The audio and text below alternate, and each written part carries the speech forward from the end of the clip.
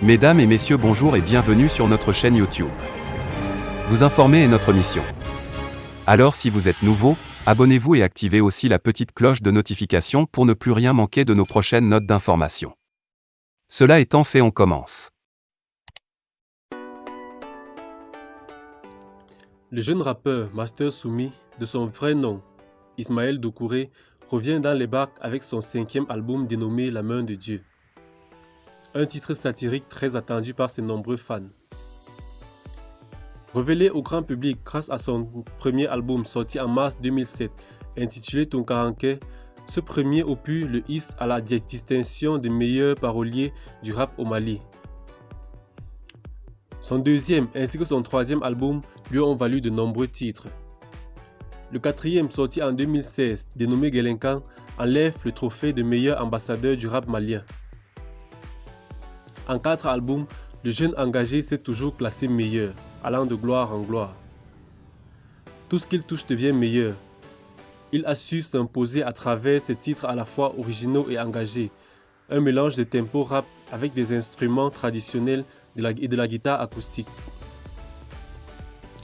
Des textes bien décortiqués en bambara et en français avec un flow unique. Ce 5e satirique et volontiers provocateur pointe du doigt le comportement véreux de certains pseudo-musulmans qui se cachent derrière la religion pour faire des affaires. Dans cet album de 12 titres, l'artiste tire son inspiration de l'actualité et du quotidien des Maliens, de la croyance religieuse en passant par la bonne gouvernance sans oublier la justice. Le jeune Soninké crache ses vérités et apporte ainsi à sa façon sa pierre à la construction de la nation. Dans cet album, il s'attache les services de plusieurs autres, au rang desquels le rappeur guinéen VP Boy, des ténors de la musique au Mali tels que le vieux Farka Touré, Fatih Niamé Kouyaté et d'autres jeunes rappeurs tels que Ibawon et Calibre 27. Le titre « La Main de Dieu » est inspiré de la croyance religieuse. Dans ce titre, il met à nu le comportement de certains musulmans qui, au lieu d'enseigner la parole de Dieu et de son prophète, font du business sous couvert de la religion.